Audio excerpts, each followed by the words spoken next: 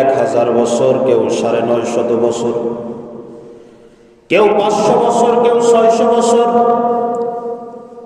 আমার উম্মতের হায়াত কম, আমার পয়গম্বরের হায়াত কম। এই কম হায়াতের মধ্যে অল্প সময় নেক আমল করে ওই সমস্ত ব্যক্তিদের সাথে কিভাবে পাল্লা দিবে? 1000 বছর ধরে নেক আমল করেছে আর 60 বছর ধরে নেক আমল করেছে। দুইজনের নেক আমল তো আকাশ এবং জমিনের ব্যবধান রয়েছে।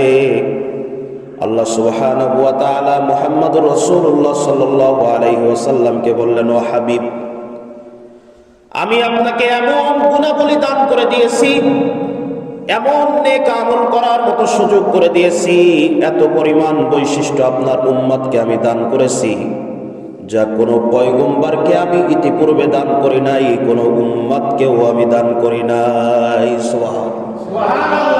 আমি না কোনো পয়গম্বরকে দান করেছি, না কোনো উম্মতকে দান করেছি। আল্লাহ রাসূল সাল্লাল্লাহু আলাইহি ওয়াসাল্লামকে আল্লাহ তাআলা এই নেক আমল দান করেছেন, এমন নেক আমল দান করেছেন যে নেক আমল করার কারণে একটা রাত জেগে ইবাদত করলে, 1000 মাস রাত জেগে ইবাদত করলে যত বেশি সওয়াব হয়, আল্লাহ তাআলা বান্দার আমলনামায় তার থেকে 100 কোটি গুণ বেশি সওয়াব বাড়িয়ে দেবেন। সুবহানাল্লাহ। অন্যান্য পয়গম্বরদের আল্লাহ তাআলা এই নেক আমল করার সুযোগ দেন নাই। অন্যান্য পয়গম্বরদেরকে আল্লাহ তাআলা এত পরিমাণ সুবর্ণ সুযোগ দেন নাই।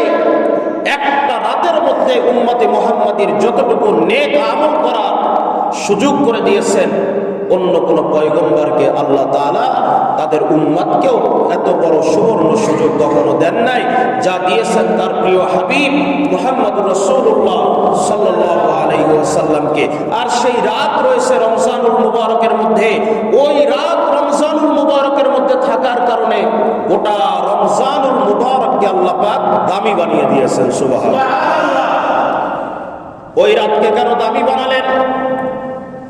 ওই রাতকে দামি বানানোর জন্য আল্লাহ সুবহানাহু ওয়া তাআলা তার প্যারা হাবিব মুহাম্মদুর রাসূলুল্লাহ সাল্লাল্লাহু আলাইহি ওয়াসাল্লামকে বললেন, ও পয়গম্বর মুহাম্মদ আরবি সাল্লাল্লাহু আলাইহি ওয়াসাল্লাম, আমি আপনাকে এই রাত দান করেছি, আর ওই রাতকে আমি এত বেশি নেক আমল করার সুযোগ করে এত দামি করে দিয়েছি কারণ ওই রাতের মধ্যে আমি আল্লাহ তাআলা মহাগ্রন্থ আল কোরআনুল হাকিমকে নাজিল করেছি।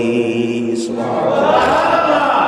কোরআন নাজিল হওয়ার কারণে ওই রাতকে দামি বানিয়ে দেওয়া হয়েছে, আর ওই রাতকে দামি বানানোর কারণে গোটা রমজানুল মুবারককে আল্লাহ পাক দামি বানিয়ে দিয়েছেন। সুবহানাল্লাহ।